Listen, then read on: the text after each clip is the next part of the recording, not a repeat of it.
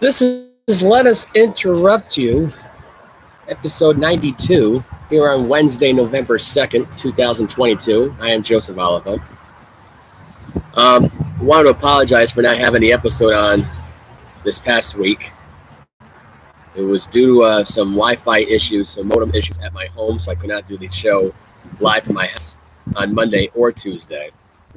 So I did it here today at Brood Awakenings here in Warwick, Rhode Island. Not really much to discuss. A lot of NFL trade deadline news, hockey news from last night. Bruins getting the win over the Penguins in overtime. They were down 5-2, and they are now, I believe, 9-1 on the season. As well as the NBA news that was on last night. The Warriors losing again last night. The defending champions right now are either 3-5 or 3-6.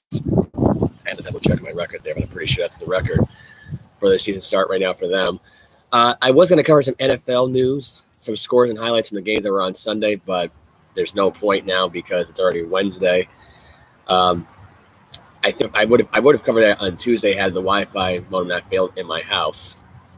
But all you need to know is I was 8-4. If you want to check out the scores from all the games, I did post it on my Instagram, so I was able to do that. Able to post all the games from Sunday. I was able to post all the games from Monday Night Football. You can check them out there. I figured it'd be kind of pointless to talk about it now 3 or 4 days after the fact. So let's kind of start with some NFL trade deadline, shall we? Get started with the trade deadline of what it was yesterday. It was a crazy one yesterday. Actually, it started out with Monday with Roquan Smith going to the Ravens for a second rounder and a fifth round pick, and A.J. Klein, who ironically was on the Ravens, now on the Bears. This was a good trade deadline. This was a smart move on their part. The Ravens could have used it on the linebacker right now to help their defense out. Their defense is last in the passing game. Roquan Smith is good in pass coverage and is good in rush stoppage. So it makes a lot of sense here that they got him here. A.J. Klein is a guy right now who's trying to find his own path at this point. Younger guy. Doesn't have really much of a resume in his NFL careers up to this point, and him going to Chicago right now is just an exchange. It was the right move to make. It made a lot of sense at the end of the day. It does benefit Baltimore a little bit more coming up this week. And it really is a testament for the two defenses because they're going up against New Orleans. It's against the Saints defense with some good linebacking core versus the Ravens, who've now got a new linebacking core and a struggling secondary that needs to improve, and they're going up against a weaker offense. So it's really a defensive testament this upcoming Monday night when the Ravens go to New Orleans. So that'll be interesting from there. Hopefully it works out in their favor. Dean Marlowe went from the Falcons to the Bills for a seventh round pick. Rashad Fenton went from Kansas City to the Atlanta Falcons for a conditional seventh rounder. Nyheim Hines, who got traded from Indianapolis to the Buffalo Bills for running back Zach Moss, and a conditional sixth rounder, which could turn into a third rounder, could turn into a fourth rounder. Could be anything, really. Jacob Martin being sent from the New York Jets to the Denver Broncos for a 2024 fifth rounder and a 2024 fourth rounder being swapped here. Jeff Wilson, the running back for the 49ers, now going to the Miami Dolphins. Bradley Chubb going from the Denver Broncos to the Miami Dolphins. I actually had a funny feeling that he was going to go to Miami anyway. I felt like it was a better scenery for him. I think Chubb for a fifth rounder, and Chase Edmonds, a 2023 first rounder and a 2024 first rounder as well. In that scenario, it works out in their favor. It does. It kind of improves Miami's defense a little bit more. You still got Melvin Ingram in the fold. It makes sense here. Chase Claypool went from the Pittsburgh Steelers to the Chicago Bears for a second rounder. TJ Hawkinson had a division swap, so he went to the Detroit Lions and the Minnesota Vikings for a 2023 fourth rounder, a 2024 conditional fourth rounder, which would have gone to Detroit. And I think Minnesota's getting the 2023-2024 second rounder, I believe, at this point. So that's interesting. We already know about Kadarius Toney, who went to the Giants and the Chiefs last week. We already know about Deion Jones. We already know about Robbie Anderson, Christian McCaffrey, James Robinson.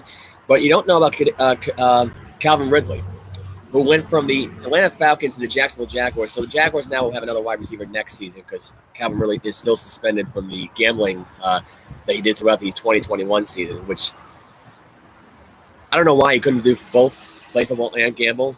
So I think they're just mad about the fact right now that this guy just sat out the entire year. Justin Herron, who was already traded early in the year from the Patriots to the Raiders for a 6th rounder and a 7th rounder.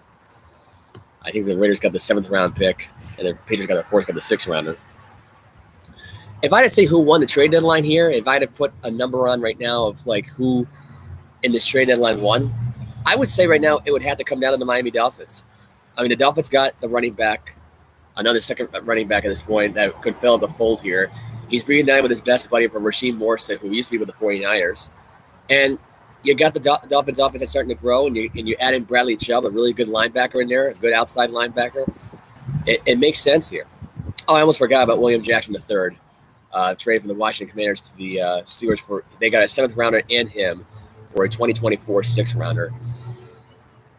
But I would say the Dolphins won the trade here. I mean, you talk about a move that is set and fold here right now to improve the offense and the defense. I think the Dolphins are going to be setting a deep run here. I don't see how they wouldn't be. I don't know if they're going to go to the AFC title game and face the Buffalo Bills off later on in the year, or the Kansas City Chiefs, or whoever, maybe the Ravens. But realistically, the Dolphins won this trade deadline. They made the nice moves here that benefit them. They needed a second running back. They got him. Chase Edmonds really wasn't working out there anyway for their offense anyway. I didn't think he belonged on this team to begin with. And Bradley Chubb needed to get out of Denver because Denver stinks. There's no other way of looking at it. I mean, you could say Russell Wilson might improve for the Denver Broncos, but if I had to say realistically, if there was a case to be made right now for Russell Wilson, it's the fact that right now that he's not the best thing for the Broncos. Bradley Chubb's not the best thing for the Denver Broncos right now. They needed to change the scenery, although their defense is packed. I think with him leaving, it's going to affect Denver because Denver kind of lost this trade. I think if they would have gotten somebody else in the defensive fold here, it would have helped them out a little bit. They would have gotten more wins. But if I had to say realistically, if there was a trade that was beneficial for Miami, it was this trade right here. And you get Jeff Wilson out of the deal. If I had to say who came in second in this whole thing, I would say it was Buffalo because they needed another running back anyway, and they traded away and they got a safety in return, which would have helped the defense out anyway, considering they're missing Micah Hyde. Buffalo's already stacked enough as it is defensively, but you'd add in the running back Nyheim Hines, who, by the way, should have never lost his job to Jonathan Taylor in the first place. I think Hines was doing great without Jonathan Taylor being in the picture, and I think once Jonathan Taylor got his popularity, there goes the job. And giving up Zach Moss was the right move here. I think it was kind of a risky move, though, because they could have had a 3 trio here with Moss, Hines, and you could argue right now they should have given up Devin Singletary. I mean, he was only a 4th round pick out of Florida Atlantic anyway. So it really didn't make any sense here. The 3rd place winner for the trade, if I had to be perfectly honest, it was probably the Falcons. You talk about getting another guy to roam alongside with A.J. Terrell. Fenton is one of those guys right now that helped out McClory or McDuffie out of Washington. That rookie get himself in a good groove. It was a good head-to-head combination right now. And I think it really didn't make any sense for the Chiefs to trade him away. I was surprised he got traded away altogether. I didn't think he was up for being traded. I don't think he wanted to get traded. But he's now going to a place now where I think he'll be more appreciated now in Atlanta. And Atlanta needs some secondary help anyway. They've always needed some secondary help here right now. They finally got it right now at this point, and they're in a good position where they can win this division. They're 4-4. They're on top of the NFC South right now. It makes sense for them. They got the players they needed, so there you go. I would say the 4th place winner would probably be the Vikings, just because they needed another tight end anyway. They were missing Irvin Smith Jr. because he was injured. So I don't know what his injury was, but he was out for 8 to 10 weeks. I think it was a groin injury that I think he was out for. I don't exactly remember what the injury was. And I would say the 5th place winners are the Ravens and the Eagles that are tied. Because I think realistically, you talk about what Miami got, what Buffalo got, what Buffalo needed. And in comparison to what Detroit just gave away, which was the dumbest thing ever. And I think Detroit's tanking anyway. I wouldn't be surprised if Jared Goff right now would be benched the rest of the season, shut down, all just for them to get either C.J. Stroud or Bryce Young in next year's draft. That would not surprise me. That is more realistic. That trade actually would happen. And it makes sense here. in the long run. It really does. It does make sense here in the long run here at this point for Detroit to tank because they're not going anywhere anyway now. I mean, you get rid of your best tight end, your best piece of your weaponry for Goff. I just think realistically here, it doesn't make any sense for Detroit to go anywhere now. They're 1-6. They haven't won anything now since September, the second week of September. I think it's like week 2 against the Commanders. And right now, at this point, this trade was coming. Now, did I think he was going to go to the Minnesota Vikings? No, I thought he was going to go somewhere out of the NFC. But now you're going to go against your division foe now going forward. You're going to have a TJ Hockenson revenge game now when they go to Detroit, Minnesota. So it makes sense in the long run here right now to pick up that rating right there. And a game to watch for right now going forward, even though the lines are going to suck either way anyway. And it makes sense here in the long run. I think it does. I think it makes a lot of sense here in the long run. There's no other way of looking at it.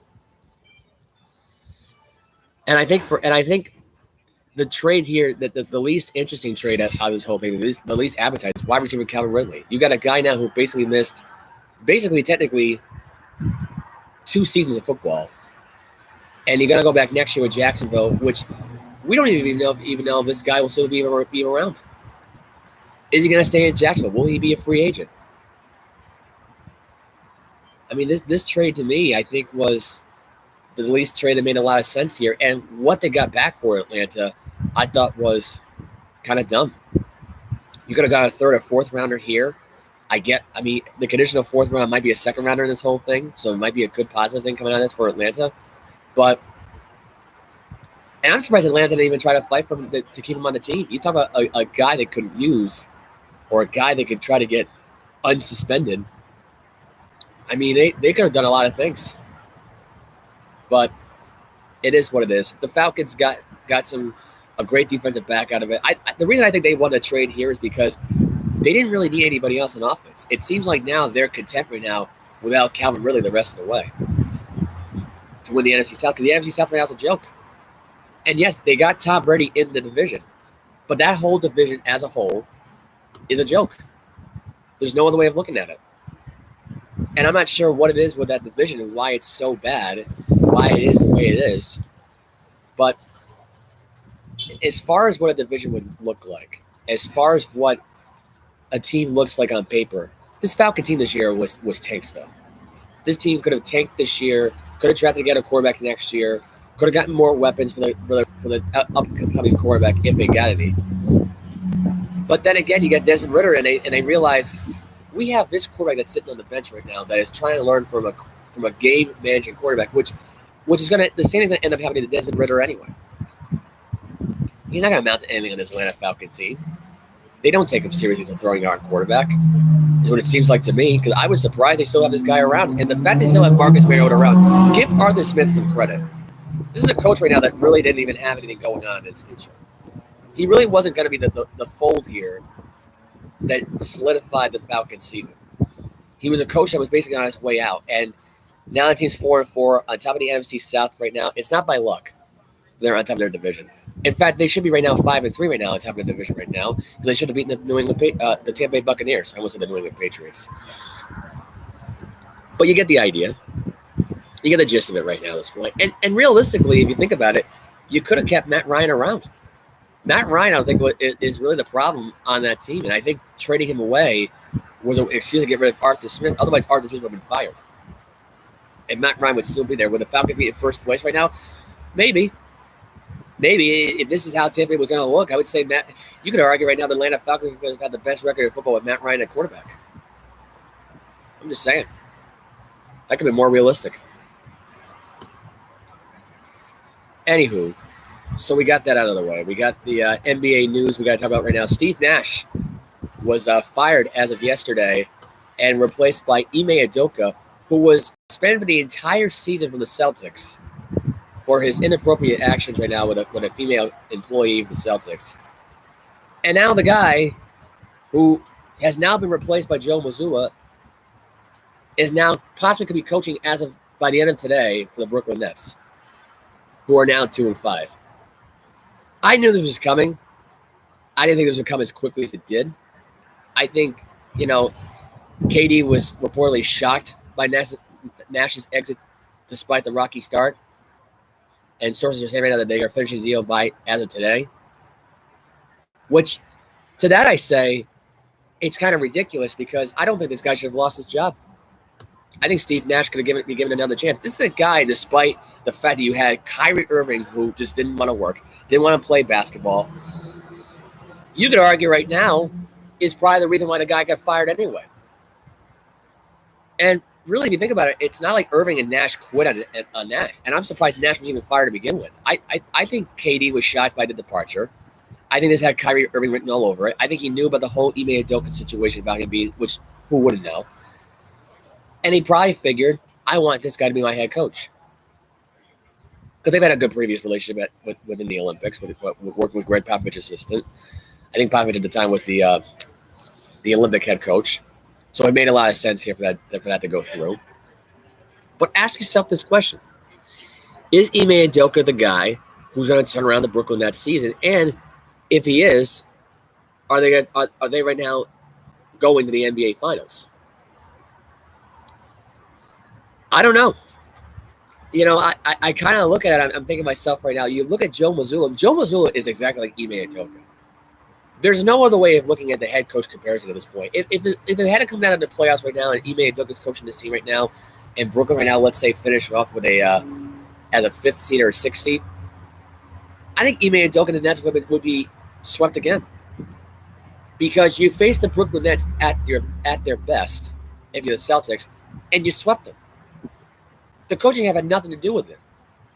The players had more to do with that game than the coaching staff did. And I think here with Ime Udoka and knowing how to play against the Celtics wouldn't make a difference because Mazzulla has his playbook right in front of him. So he's going to know every move that Durant makes, every move that Kyrie Irving makes, because by the way, Kyrie used to play for the Boston Celtics. Don't forget that part. And I think this move here made a lot of sense. I think this move was going to happen eventually. The fact that this guy was suspended for the entire season by the Celtics, I mean, it's unfortunate. It is what it is. But I think this move made a lot of sense. It did. It did make a lot of sense here. It did. And I think for Nash, look, it sucks that he got fired. I think realistically, he wasn't really a good match for this coaching ability here in Brooklyn. He really wasn't the guy for Brooklyn anyway. He was way over his head coaching his team. You got Ben Simmons, you got Kevin Durant, you got Kyrie. I would say that the one weakest link in this whole thing is Ben Simmons. And if I'm the Brooklyn Nets by the trade deadline, I trade him away. I try to get Miles Turner from the Pacers. I would try to get I would try to get Daniel Tice because he was another key guy on the team right now that worked out in your favor. And you trade him away and you trade Ben Simmons to Indiana. And another way of looking at it right now is if you want to get another key piece out of the team, you get Gordon Hayward. You try to get him from the Charlotte Hornets. You get him. You get Hayward. You get Kyrie. You get Kevin Durant. And you get Miles Turner. That team's got a pretty good shot of going to the NBA Finals and winning a championship. There's no other way of looking at it. Anyway, let's get to this final scores from last night. The Miami Heat beat the Golden State Warriors 116-109. The Warriors now dropped up to 3-5 on the year. Not really much of a good story right now coming out of this for Golden State, other than the fact that there's something wrong with this Golden State Warrior team. They're fully healthy. I think ever since that game with the Phoenix Suns, they've been exposed a little bit, where they lost by 20. They've not been the same team. And the problem with this Warrior team is that I think they're on a championship hangover. Can they get out of it? Sure, because they got a long season to go. There's no other way of looking at it. They've got a long season to go. But are they right now in trouble right now of letting this continue right now? I think they are. I think they are. There's no other way of describing it. The Golden State Warriors right now, as of last night, are now officially 0-4 on the road. Curry had 23 points last night, 7 for 14. So not a bad night for him. 5 for 5 at the free throw line. The fourth quarter is where it all fell apart. because they were outscored 30-15 in the fourth quarter. Okay, it was not a good night overall for him at all at this point. Now the Warriors so far have beaten the Heat, which is they did it at home, but they had to go on the road with it. It was kind of surprising they were that quick with the series right now, the way they scheduled it. But for them to lose in Miami the way they did, and the turnovers last night, they had 20 turnovers last night. The field goal percentage, they were letting field goal percentage, they were off on a 3-point shooting. They out rebound them, but it seemed like that fourth quarter was the difference maker in this whole thing. I might as well just recap some of the games for you right now. I can just get this laptop to load up, which right now it just froze on me. Oh, here we go.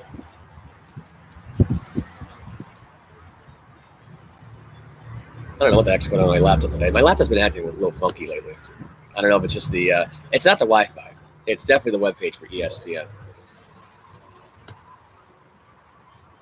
But anyway, I'm trying to get the play-by-play to work on here. For whatever reason, it's not doing its thing. So I'll let the internet gods try to load this thing up right now. I'll give you the other scores from last night. The Chicago Bulls beat the Brooklyn Nets 108-99. By the way, they fired Nash before this game. Just FYI. They fired Nash before this game. So I don't understand why they did that before the game, but they did. Got some ambulance noises here, so I apologize for the loudness. I would have done this inside, but they had the door barricaded shut in the Rude Awakenings. In that little because they do have a private room where anyone can do the podcast in there. But yeah.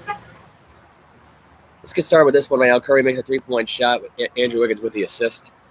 Curry makes a 2-foot layup there with Draymond Green with the assist. It's on an 8-3 run. Later on, Wiggins 3-pointer makes it 11-5. Butler with a 2 free throws there made it 11-7. Let's get down to this one late in the first quarter.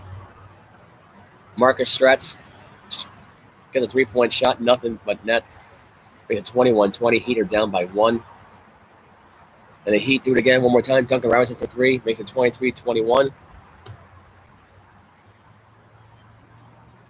Late in the first quarter, Bam Adebayo gets an alley-oop dunk shot from Duncan Robinson. Makes it 30-24.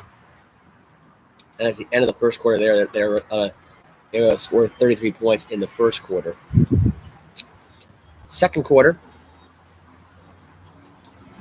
you have Jamal Michael with a dunk. Makes it 35-28. Ty Jerome makes a 3-point shot from 27 feet out. Makes it 35-31. Second quarter, late in the second quarter, Jimmy Butler Marcus Stretz gets a 3-point shot. Makes it 54-47. The Heat go on a nice little run at the end there. But the Warriors come back in it and make it a 2-point score. As they're down 58-56. I'm just going to fast forward into the fourth quarter here. Let's get into some fourth quarter action here. Get into fourth quarter action. Warriors are up by 8.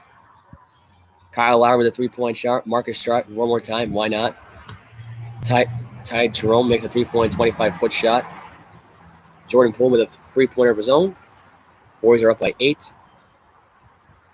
Later on, Duncan Robinson again ties the ball game up at 100. And later on the fourth quarter again right now, you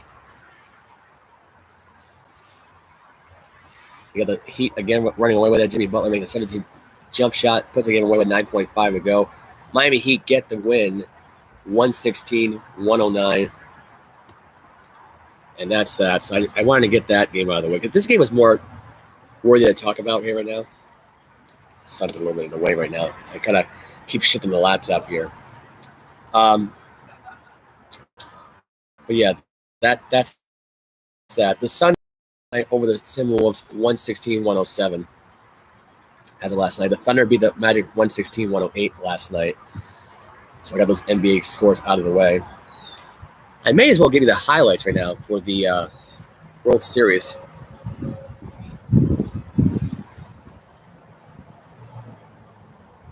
Just getting some text messages. I apologize right now. I love getting interrupted on my show here by text messages or glitches on my computer. Love that. I just love that. love getting interrupted on your. I mean, the podcast is the name. Let us interrupt you. So I should be well aware of this by now. That I might get interrupted constantly at this point, no matter when it's all said and done. I might get constantly interrupted in my show. But yeah, as of right now, I'm getting interrupted here.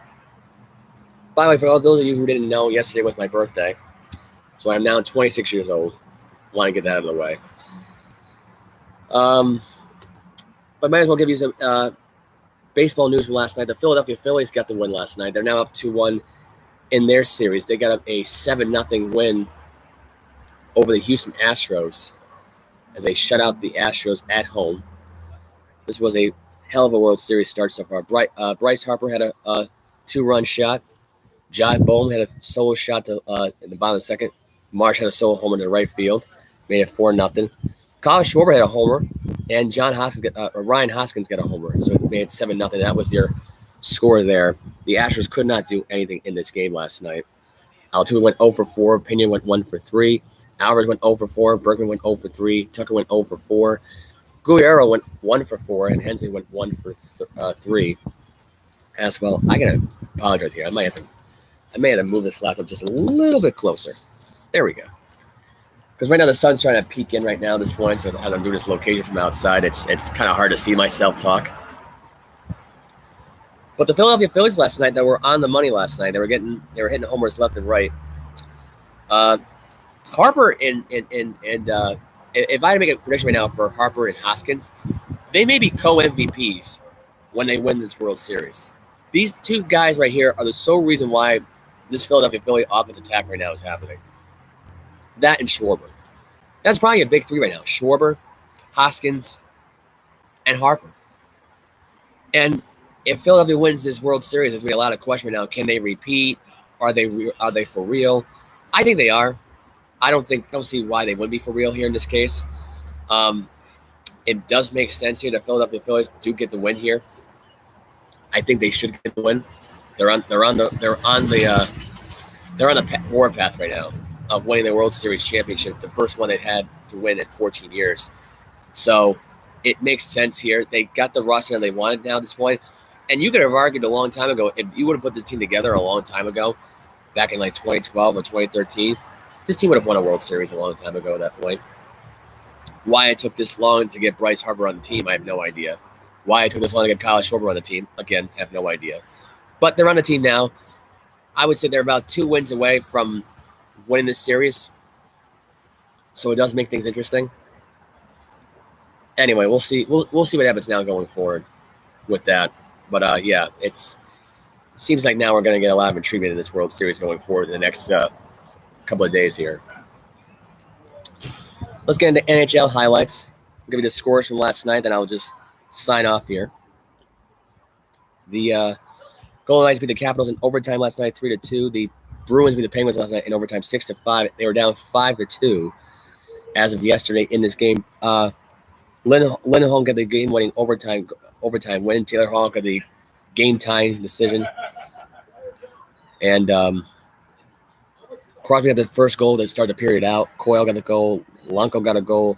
Malkin got a goal. Archibald got a goal. Russ got a goal. Racco got a goal. Martian got a shorthanded goal on a power play. Zuka and Hall and Lindholm got those goals last night. So the Bruins are now officially 9-1 on the season. Islanders beat the Blackhawks 3-1. Stars beat the LA Kings 5-2. The Oilers beat the Predators 7-4. Rangers in overtime beat the Flyers 1-0. Lightning beat the Senators 4-3. Minnesota Wild beat the Montreal Canadiens 4-1. Seattle Kraken beat the Calgary Flames 5-4. Phoenix Coyotes beat the Florida Panthers 3-1. Devils beat the Canucks 5-2, and the Ducks in a shootout beat the San Jose Sharks 6-5. So that is your NHL news. It's really not nothing else to talk about here right now. I'm having some real trouble here with the sun. I'm like paddling the sun out here at this point. I do apologize in that regard. I'm going to end the show there. Ooh. Nothing else. I gotta let me just find a different location here. I might have to keep moving tables here. My goodness. All right, there we go. So now I can see myself, and everyone can see me now. But yeah, that's pretty much it. Nothing else to talk about here right now. Got the NFL trade deadline out of the way. Got the NBA news out of the way. I had my takes on the NBA scores from last night. I gave you the NHL scores from last night for the Bruins and Penguins game. Bruins look like the best team in hockey right now at this point. I think they'll keep it up. I don't see how they won't keep it up right now. I wouldn't be surprised right now if they finish this season with the best record in hockey. Their goaltending is amazing. Ullmark's been amazing. I think at this point, this is the first time I watched a Bruins game, and I thought to myself at this point right now, you know what? Our goaltending is bad. Let's try to improve on our offense. And Montgomery has been about offense anyway. He's not really big on like having the best goalie on the planet. You know, if he strikes goal with a goalie, that's great. That's not Montgomery's style. So I like Montgomery's approach here with this team. I think Montgomery is a good head coach so far. Good start for him. And you could argue right now for a guy who just recently got fired from the Blues, now for Boston,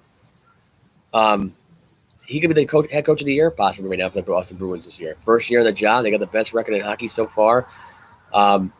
He could be the head coach of the year for 2022-2023 season. It makes a lot of sense here. I mean, I know it's early to predict right now, but I mean, I think the Bruins have been the best thing in hockey so far. The Lightning are struggling a little bit. So the Colorado Avalanche. I had the exact Stanley Cup prediction for Avalanche and Lightning.